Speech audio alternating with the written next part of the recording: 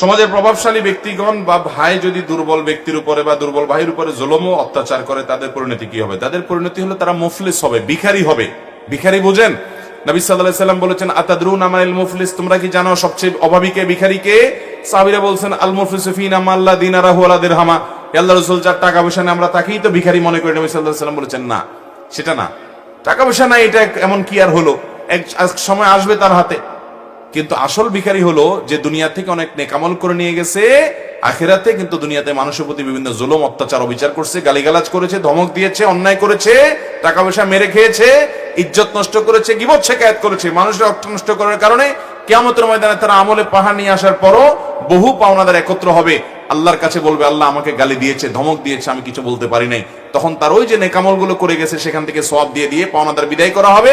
একসময় তার সমস্ত আমল শেষ হবে, সওয়াব শেষ হবে, তখনও পাওনাদার বাকি আছে। এবার পাওনাদারদের পাপের বোঝা তাকে নিয়ে জাহান্নামে যেতে হবে। এ হলো আসল ভিখারি।